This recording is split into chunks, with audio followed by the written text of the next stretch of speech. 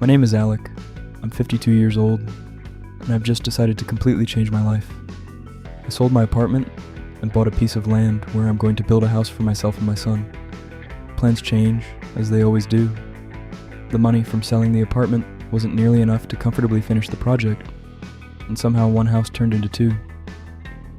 Father Maximilian Kolbe had no money in 1927, yet he built the largest Catholic publishing center in the world in Niepokalanów. He once said, "We have nothing, and that is why we must build."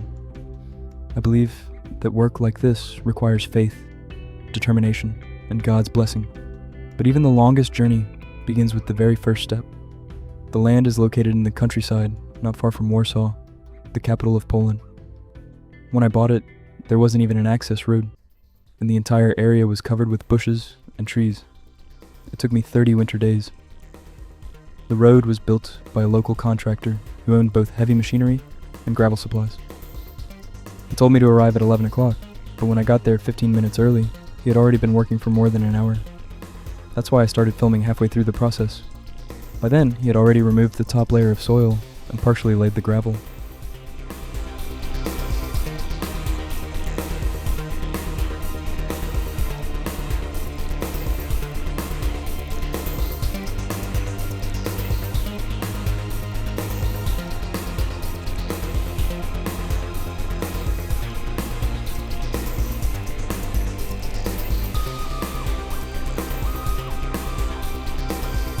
For the first time, I could finally drive my car onto my own land. An incredible feeling. The weather was getting warmer, and spending time on my own piece of land was becoming enjoyable. It was time to create some technical infrastructure. To begin construction, I needed storage space for building materials and tools.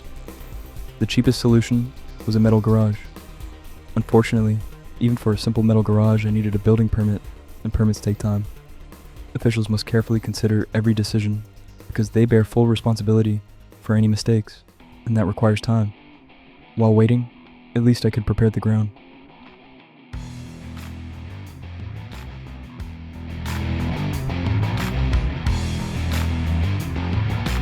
Another decision left in the hands of officials was the right to cut down my own tree on my own land. Apparently, it's not entirely your own property if the owner isn't the one making the decision. Fortunately, the official approved my request and granted permission to remove several trees. To be honest, I felt sorry for them. They were part of what made the land so beautiful. Unfortunately, they interfered with the plans, and the plans did not include trees growing inside the future building. Maybe next time.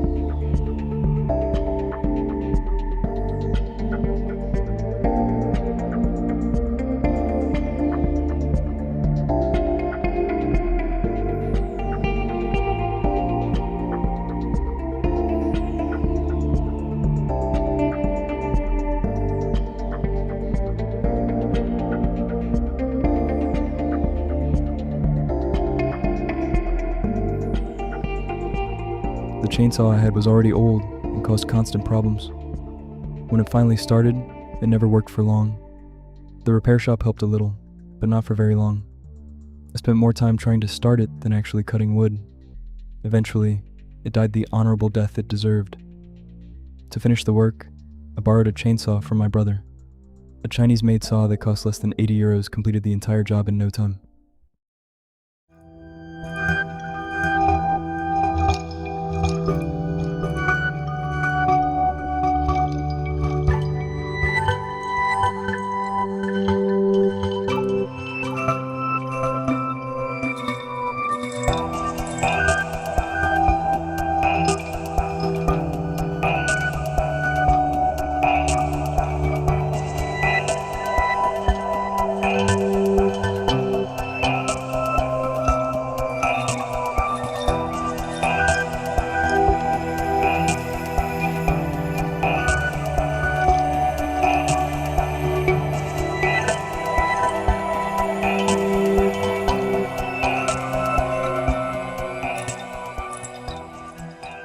Back to the garage.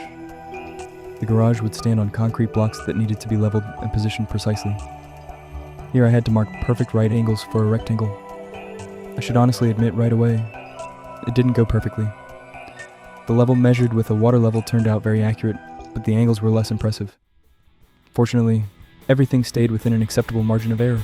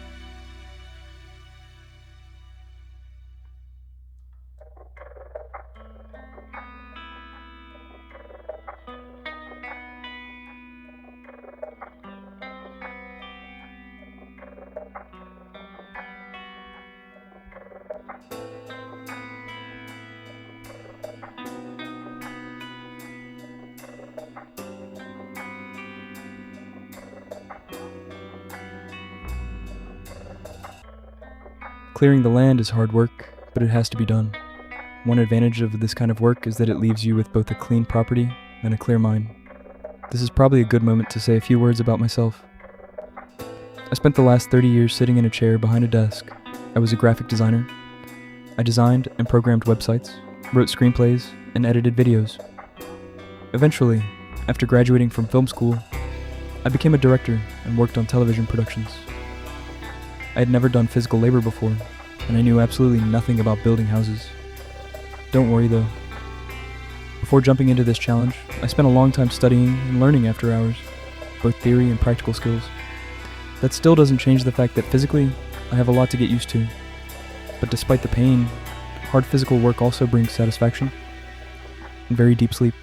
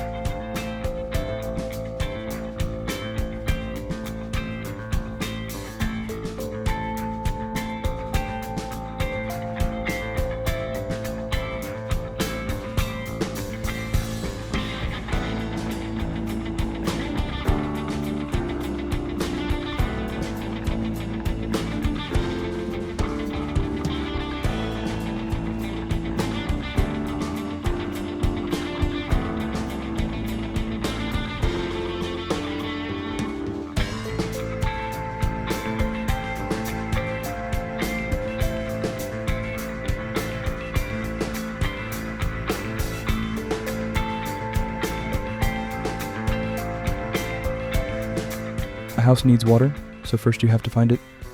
The next stage was drilling a well. A professional crew arrived and immediately got to work without unnecessary talk. This is also a good moment to explain how some well drilling companies like to overcharge their customers. The landowner pays per meter drilled, so the deeper they drill, the more money they make. Water is usually found at around 30 meters. In fact, drilling deeper than 30 meters without a permit is not even allowed. Dishonest contractors often ignore that fact, claiming the first water layer is just sludge and that they need to drill deeper. So instead of earning 1,600 euros, they return home with 3,000. The client loses another 1,500 euros, and in the end, everybody still officially reports that the water was found at 30 meters. Life with bureaucracy can be quite interesting.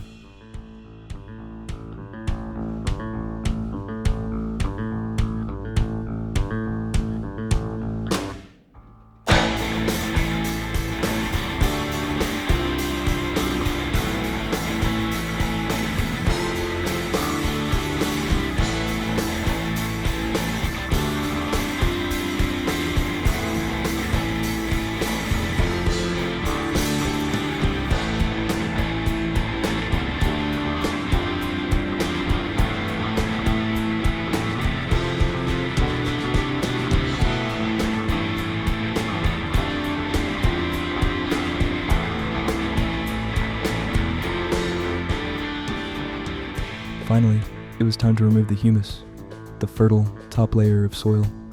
This is the layer that gives life. All the natural decomposition processes that nourish vegetation happen here. Below that, there's only sand and clay.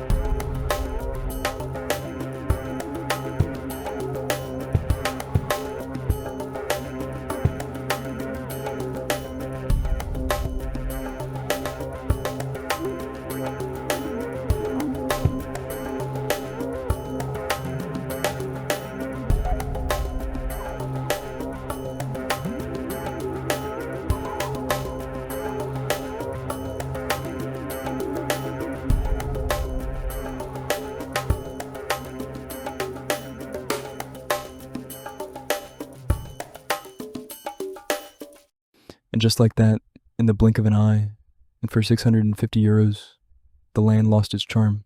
It will regain it only after construction is finished.